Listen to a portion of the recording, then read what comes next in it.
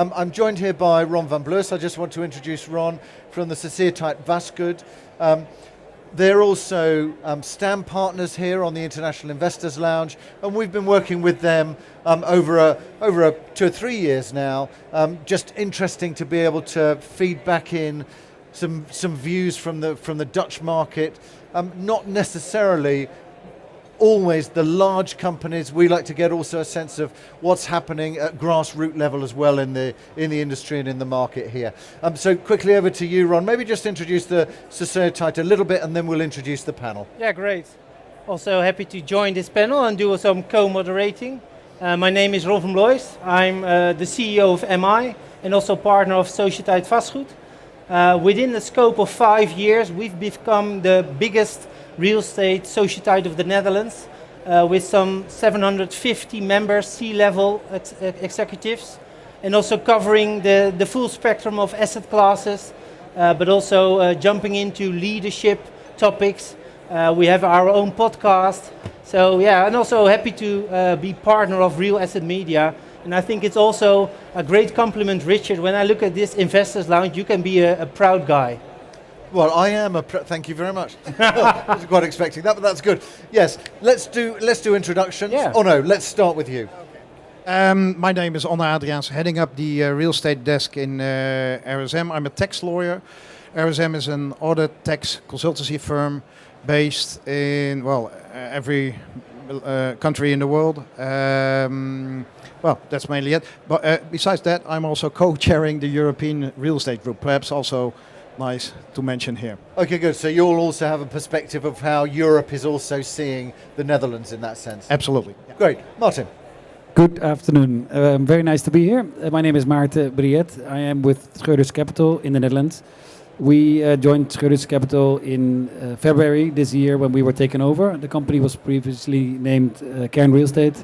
We are active across segments in offices, retail, logistics, healthcare and residential. And are very much an operational team on the ground, active in core opportunistic developments, the whole range. Great. Joost.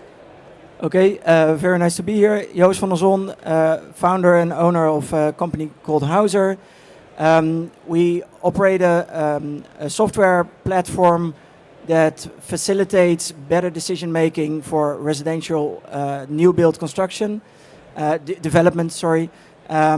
So we have real estate developers, municipalities, real estate agents that work together in order to find the optimal balance between return, risk and market demand. Great. Sander. Yeah, Sander Breugelmans. I'm with Prologis. We're an investor, developer of logistics real estate.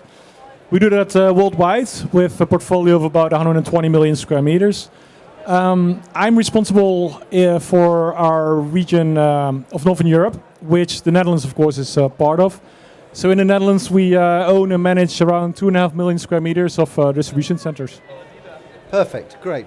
So we've got a really good, interesting, diverse group of views here on the panel.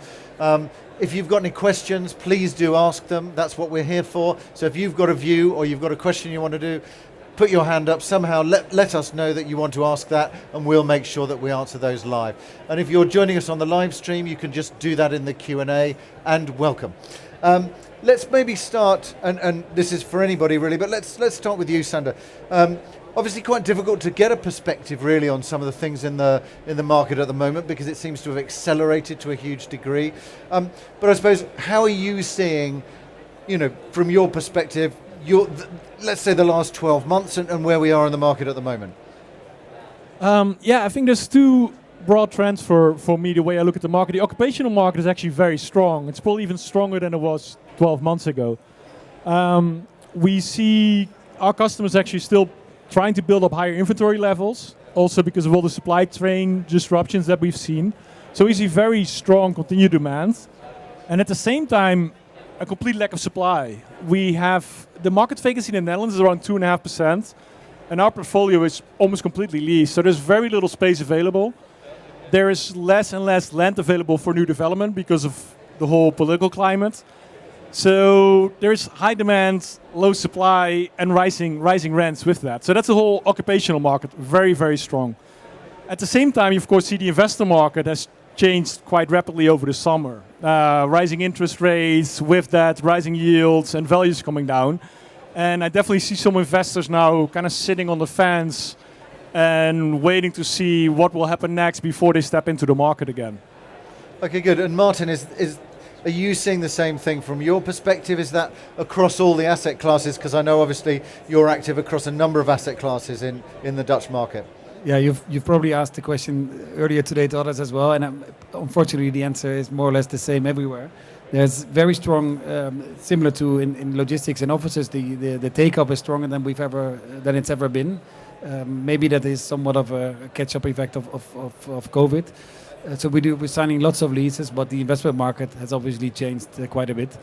And although I would love to be very positive, it is somewhat difficult to be positive.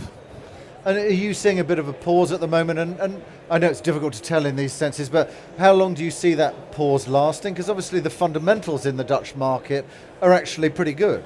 They are definitely, but it is this whole volatility with the obvious topic, the interest rates. But it's so volatile that if you sign a loan on Monday, it can be 50 basis points cheaper the Friday after. So I think people are just waiting, and especially if you need leverage for your deals, it is a wait and see, unfortunately. And I think in the end it is important, but that's for all segments, to continue to look through the volatility and have a view on the long-term dynamics, which for property and especially for the segments we are all in, the long-term trends are definitely positive. So, with all the noise around us, let's try to focus on the longer term.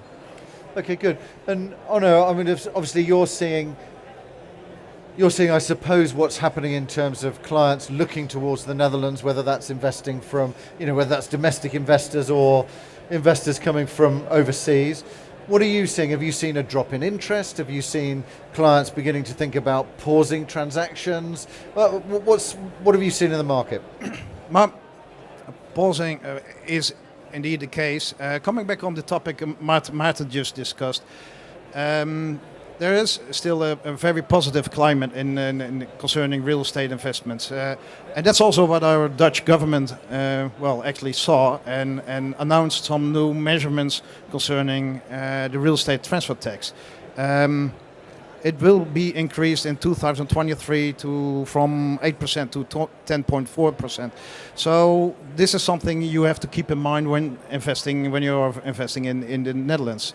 So it's not all positive, you could say. There are also some new tax measures we have to keep in mind. And obviously that's raised actually over, the last raise was about 4 years ago or something, if I'm right? Actually, 9 years ago, the general rate was 4%. 7 years it was 6%. 2-3 years it was 8%. So again, our Dutch government really sees also opportunities for their budget closing. And usually, if let's say if there's an announced increase in transfer tax, you would see a spike in investment volume. But unfortunately, we're now with this interest rate that there's the balancing factor of higher interest rates. Otherwise, as we had seen with Resi, when was it, 2 years ago? There was lots of deals towards the end of the year to avoid the higher transfer tax. But that's not the case now, unfortunately. So there's a definite kind of hiatus at the moment in the market, even despite that effect. Okay, that's interesting. Policymaker. Huh? Yeah, maybe I can add a bit of perspective from the residential sector. Obviously, high interest rates are spooking the market a bit, right? But I think one of the big challenges in the Dutch market has always been a very high degree of regulation from the Dutch government. But currently there is a minister of housing which is extremely proactive in pushing things through, so to say. There's a lot of public funding to back up projects that are difficult to realize. But I also think compared to the last 10 years, there's especially in municipalities, but also in the Ministry of Housing, there's much more the realization that the regulations that they have been so focused on are actually causing a lot of the delays and all the problems. And there's definitely a lot more interest to be more flexible in that respect, which I think is also, it's definitely a benefit for the sector. And especially given the long-term perspective that a growing demand for housing. So that could be an interesting point of view. And what's the situation there with the regulation that's coming in? Because my understanding is that that's sort of created a bit of a challenge in terms of the development. So therefore, development has almost stopped in terms of residential. So how are we seeing that in terms of that playing out? So yeah, they created extra regulation to support low income, to facilitate more low income housing. I think they gave quite some clarity last week on how this will actually play out.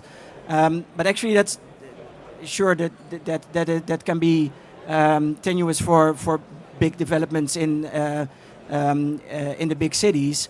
But actually, on the local level, municipalities realize that what is needed is the flexibility to divide between projects the need for social housing and mid-income.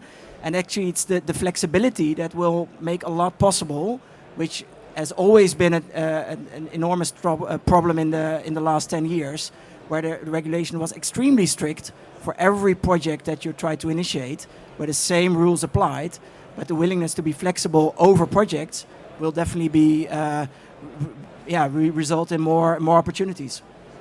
But maybe just to also add to that, it's probably fair to say that the new regulations they're not achieving the goals that they want to achieve, which is that there's much more housing being built, because there's the regulation and higher interest rates and high construction costs. That's a combination that makes it very difficult to develop residential. Okay, good. If I may be, what you see now is that you have three elements which affect the opportunities investing in real estate in the Netherlands. You have the macroeconomics, interest rates, etc.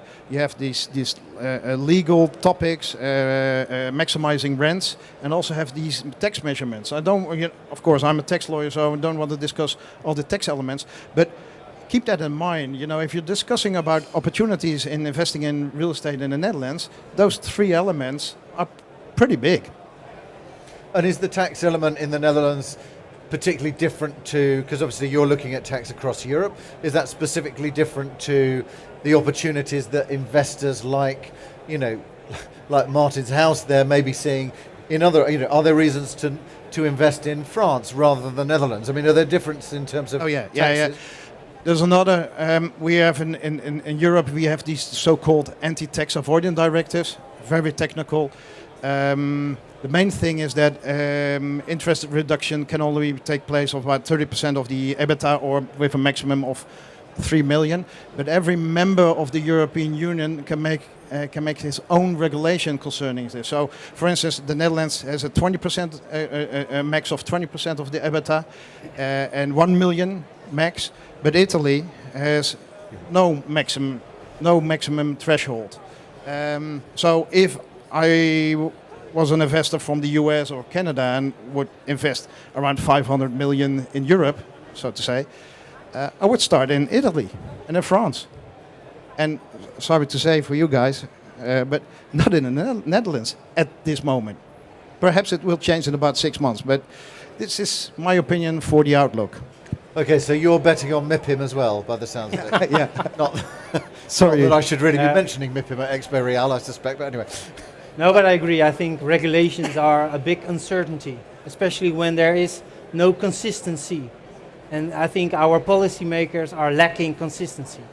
But Richard, maybe I would like to jump into a positive item, and that's impact investing. And I would like to ask a question to Prologis, because I think we're trying to make impact on ESG, and especially on the environmental side. I think the energy crisis is a big shift, a big moment to really try to go to clean energy sufficiency, etc. What's your view on the energy crisis and also your sustainability drivers at the moment? Yeah, that's a very good question. I think there's several elements that are really interesting, particularly in logistics. So let me name those. I think in logistics with our customers, you see that they have a harder and harder time finding enough employees. So they're putting more and more automation in their warehouses. And more automation leads to a higher energy need. At the same time also you see the shift in mobility. So we will see a shift towards more and more EV charging, which also will affect the need for energy. So that's on the demand for energy side. At the same time, we are uniquely placed in that we have these huge surfaces where we can actually generate clean energy. So most of our distribution centers in the Netherlands are covered with solar, and they're actually energy positive. They actually create more energy than our customers in the facilities use. What the trick is going to be, of course, is also with the local grid, making sure that still has a connection to actually for businesses to get the energy that they need in the future. And the solution that we're looking at is more towards a combination of solar together with battery storage to get the energy from the roof into the battery and distribute it back to the building or the grid when the opportunity is there. And I think that's something that was already a trend with what's happening in the world right now, with the concerns that I see from our customers with the energy crisis, with sometimes their cost having gone up 3-4-fold. It's become top of mind for them, and with that also for us. Yeah. And does it also take more operational knowledge? Because when you're trying to solve split incentive problems, etc., I think it's also for a real estate party the right moment to get into this operational side and to empower your tenant, for example. And that's maybe also a question to you, Maarten, because your operational part, I think it takes much more knowledge to be successful. Do you agree? No, definitely. And maybe just to go back to the electricity usage point, sometimes it's already very simple in just providing insights to tenants. We work, for example, with software in our office buildings that show to our tenants the average use per day. And it's quite interesting to see that lots of buildings had exactly the same pattern for 7 days. But the weekends, obviously, you should have much lower usage. So that's very simple insights to reduce usage by 20%, for example. Yeah. So, and that's to your operational point. You need, I think, to be much closer to tenants, much closer to buildings, and that's in the end what it's all about in investments and in real estate asset management, that you understand the needs of your tenants, because the success of us as owners of buildings is directly linked to our tenants. And you're already highlighting the data-driven part, and that's, I think, a great question to you, because I'm really happy that you are part of the panel, because I think data is becoming more and more important.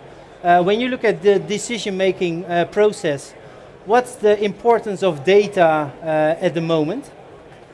So I think the data literacy is real estate sector. It's starting up. It's not like at Amazon or Zalando, etc. But it's getting there, and especially I think in the Netherlands, it's leading the way. I guess.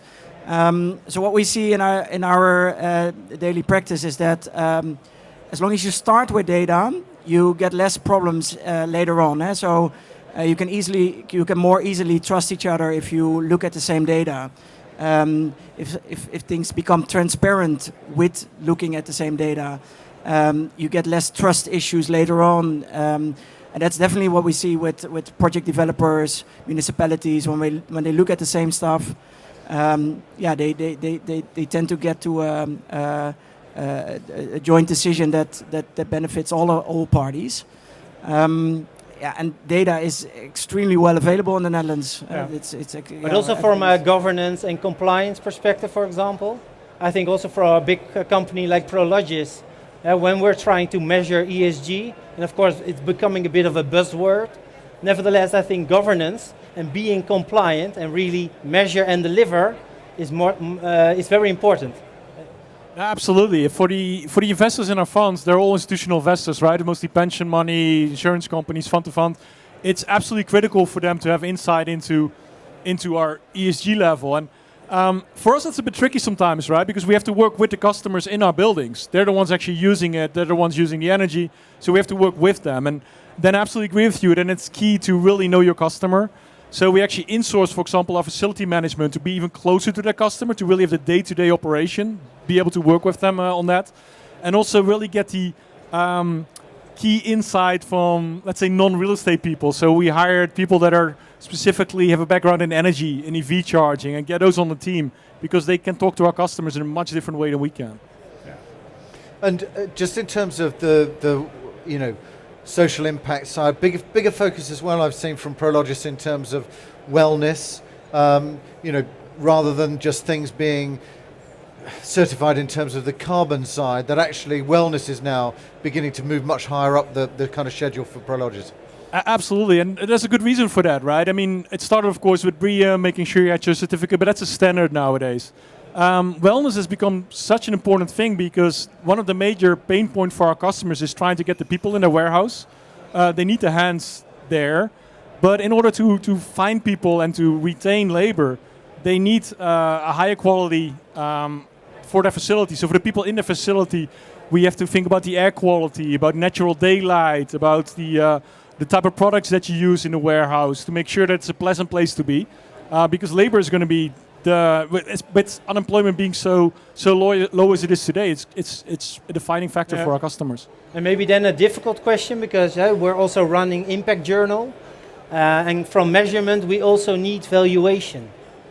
And are we already there, or are we still lacking in the valuation part of the ESG?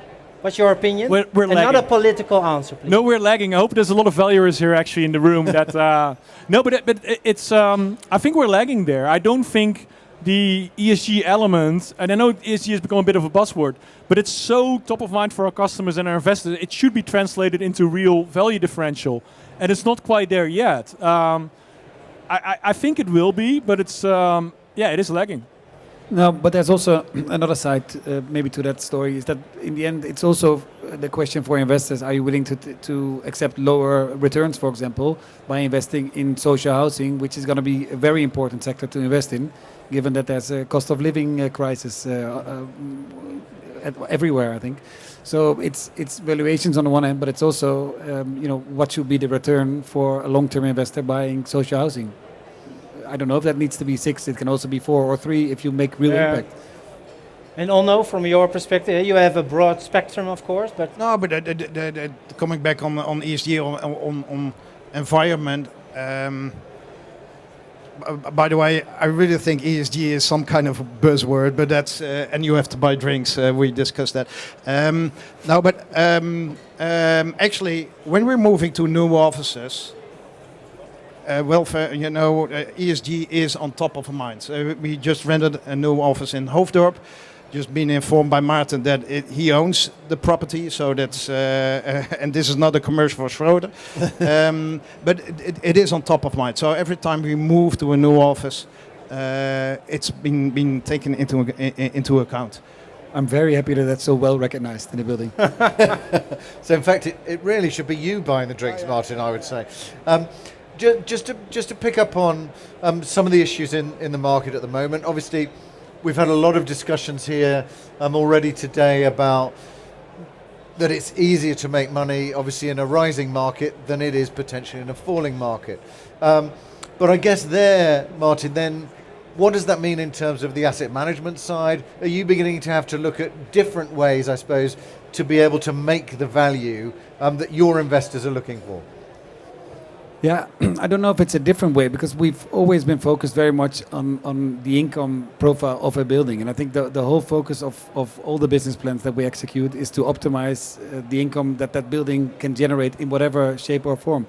And in the end, valuations are, how the market values a building, that is cyclical and that changes. But the way, I think the only thing we can do as a manager, especially if there's lots of macro uncertainty, is to be very micro focused and operate the building and focus on the income generation.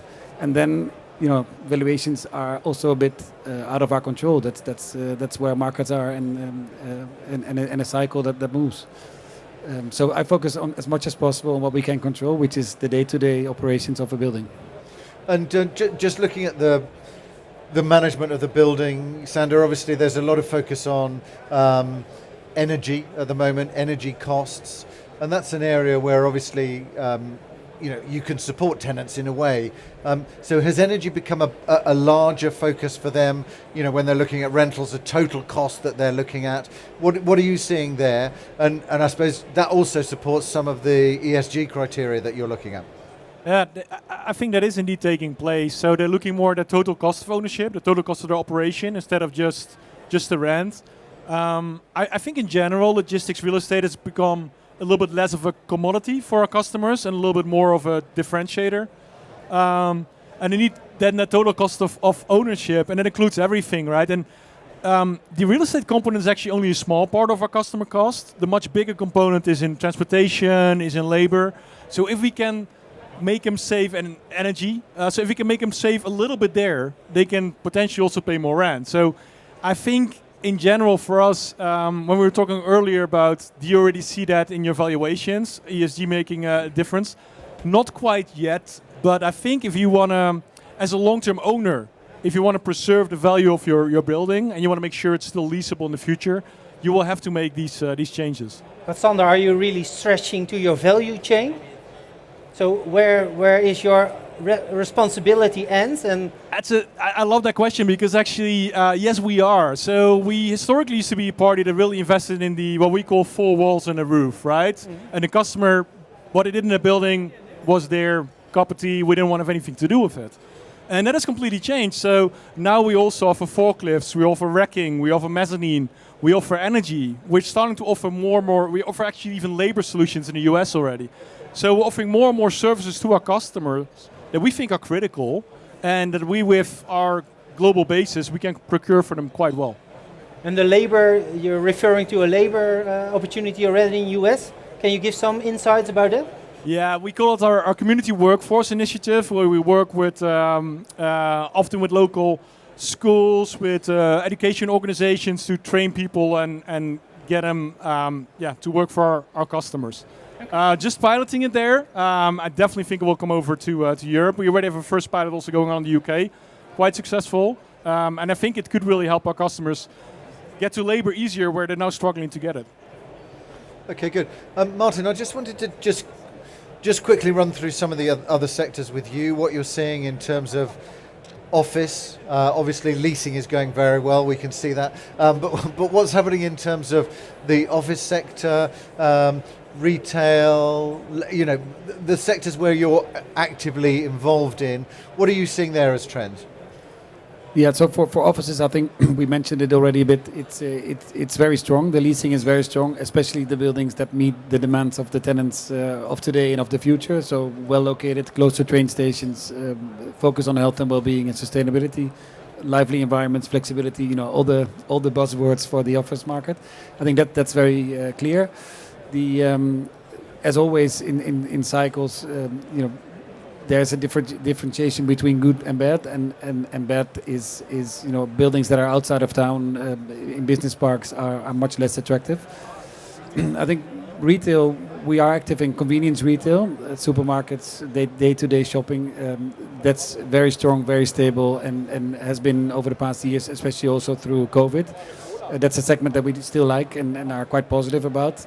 Also there's a bit of a disbalance between occupational market, which is very strong, and investors market, because also their yields have moved to such a low level that obviously with higher interest rates, those are also moving up a bit.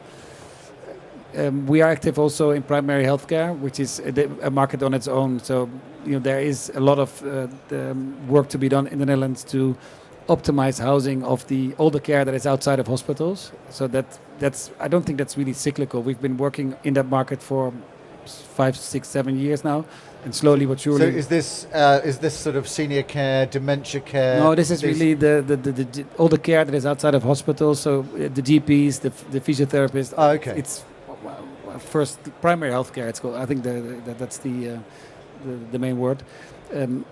That's not really cyclical. That is something that needs to be changed over time. There's real focus of the government and insurance companies to reduce the cost of that type of care, and housing is definitely an element in that, and professional investors and the property sector is required there.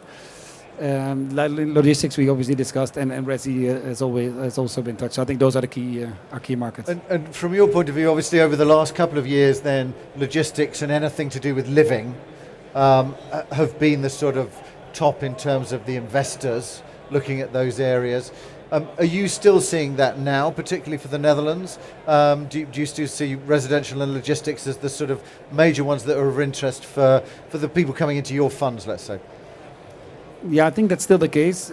but at the same time, since the announcements of April, May of our minister, and obviously all the other elements that are impacting residential, the interest rates, but also higher construction costs. Resi is a little bit. There's definitely a pause in Resi right now, but long term, the supply and demand dynamics are so clear that that's only one direction. But at this point, I would say there's some. What about senior living? Senior living is a very scattered, fragmented market. Yet there is no. I think also they're similar to other markets. We need a strong senior living segment because also their demographics are also the trends are pointing in one direction. But there's not one operator yet. There's not really. It's a fragmented landscape, but definitely a landscape that we are focused on and working on with our investors. Yeah. Then you're thinking from a master lease construction. And I think it's more a resi market, because I think that's also something where you are trying to do some research on, isn't it? That you're trying to expand your residential research and data to also the senior living part. Definitely. Yeah, obviously this is a long-term boom market, right? There's definitely increased demand. The interesting part is that it's quite predictable. So data can tell you enormous amounts to pinpoint where you need certain facilities. They have very predictable moving patterns, where they want to move, where they are, what they are able to accept. So that actually, data is extremely relevant to optimize investment decisions. And that's definitely what we are also looking at. And also here there's incredible data sources from the Central Bureau of Statistics, the Ministry of Housing. There's enormous amounts of wealth of data that is able to support investment decisions, and it's almost impossible to get it wrong there. I would say, you just need a bit of time. I wanted to look a little. You're good at that, right? Yeah. I wanted to look a little bit at locations. You mentioned there, Martin, about office and presumably their mixed use along with that, moving towards being closer to transport hubs, so specifically rail. What are you seeing elsewhere? Was there any knock-on from the knock-on effect, I guess, from COVID, of people beginning to move slightly further away necessarily from the cities? Did you see any of that? Is there anything left over from that at all? Maybe, I don't know what the statistics show, but it could be that there probably people have moved away from Amsterdam or from cities to the regions. But I think for offices, for example, it's not that like in the UK where transit times take much longer. That also regional offices benefit from that. I think the Netherlands is too small. We don't have such long commutes, and therefore the city center offices are still the most popular places. Or city centre or train station, but within the cities. And a lot of the ones around transport hubs have been developed relatively recently. So does that mean that there are some that are no longer viable any longer because they're slightly further away, that the taste has changed, mood has changed from occupiers? Are they then ready for repositioning either as, let's say, residential or other asset uses? Yeah, I think the closer to a train station, the more likely it is that it remains an office, because usually then the highest and best use remains offices. But in general, there's lots of offices that have been converted already to resi in the past, and that's I think conversions remain an opportunity for the foreseeable future. Yeah, maybe I can elaborate a bit on that, because obviously public transport is important, but it also has to be a bit a fun neighborhood, right? You have to be honest, well, having your office in Hoofddorp, well, kudos for surviving, but that's a place where, no offense, but a company for us, we would never go there. Sorry, it's impossible, and you need some fun stuff to do there. So I think that's something that you really need to highlight. The surroundings for offices is extremely important. But you know that there will be residential next door too. Yeah, okay, sorry, I make a little bit of a joke. But no problem. My office is actually in Amsterdam, so that's no worries. Very good. Yeah, so I over-exaggerate a bit. But I think that's something you should definitely not overlook. The amount of facilities nearby, some restaurants, some places to go out. That's extremely important.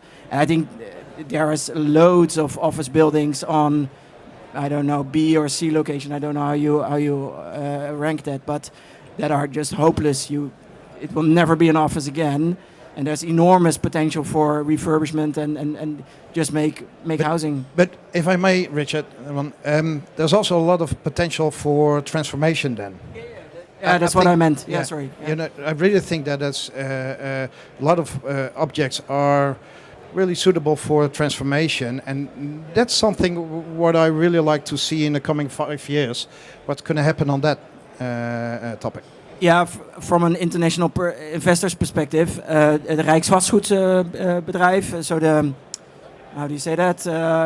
What the government owns and all the buildings that the government owns. They will need to sell off enormous amounts that useless offices that will need to be transformed, mostly to housing. And they're usually relatively interesting locations.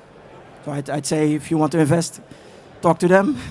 Oh, and if I may, Richard, from an international perspective, the Netherlands is still, although I was a little bit pessimistic in the beginning, but from an international perspective, the Netherlands is extremely interesting for investing. Good infrastructure, labor is pretty high, educated, although some buildings are really dull, okay? But still, in the end, you know, we are always living nearby our offices. So that's the difference between your country, UK, London. That's totally, completely different. Okay, good. Sandra, I just wanted to pick up on the locations part because there were discussions in the Dutch government recently about where locations could be specifically for logistics. We've seen tightening up in terms of data centers, for example. So what's the situation there? And also from your perspective, are you seeing, you know, big box logistics facilities, or is it more about much smaller urban logistics? What's the situation? Well, the demand we see in the market is actually for both. But maybe to your question on the political landscape and what's happening, and there's a big discussion in Dutch politics on what they call the boxification of the landscape. There's not really a good English translation for that, which I think is a discussion that is very focused on the emotion of people, because they see a distribution center along the highway and they think, well, there's distribution centers everywhere. But really, if you look at it, I think I saw the data on it. I think it was 0.13% of the Dutch land is used for logistics and industry. Of course, the challenge that we have in the Netherlands when it comes to land is really more related to agriculture and the uses there. And unfortunately, I feel like it's being pushed a little bit. The blame is being pushed on logistics, it's really not fair. I think if COVID has shown us anything, it's that logistics is really what keeps us all going. It's the reason that we have goods in the stores, that the hospitals are able to be up and running, that we can work from home when necessary. And in that discussion, that the importance of logistics has gotten lost a little bit. So I think we need to make sure that as a sector that we get our voice heard again. So that's only the politics. When it comes to your second part of the question, I do see demand for both big box and for let's say last mile. The last mile is definitely a demand that we've seen increased a lot over the last few years, especially of course with e-commerce, online shopping becoming a bigger part of how we all consume. You see that the reason to be close to that city is bigger than ever. And where I said earlier already that real estate is only a small part of the total cost for our customers, if they're in the right location and they can save a little bit on transportation because of that, they're also willing to pay more rent. So for us, those are really interesting locations close to the big cities. Okay, good. We're coming up to the end of our time here, unfortunately. But does anybody have any questions for any of the speakers? If so, I'll give you 2 seconds while I'm just speaking now. No questions. Very good. I can come to my last one, which is right. So it's called the Netherlands Investment Briefing. So therefore, where should these good people invest? Difficult market. We've already discussed it, but where do we see the opportunities?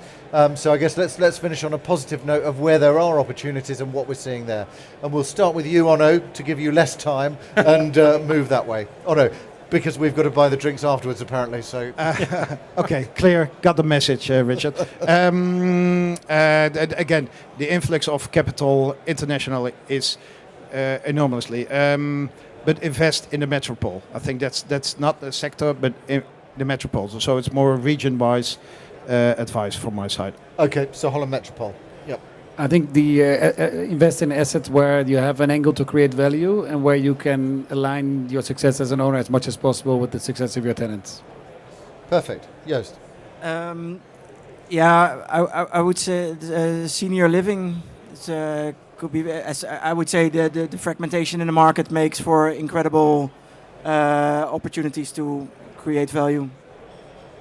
Okay, great. Sander. Well, I would have to say, I've got a bit of a guess. yeah, exactly. So I have to say logistics, but maybe a little bit more specific. What I would focus on right now, you see that the yields have narrowed between long-dated and short-dated income.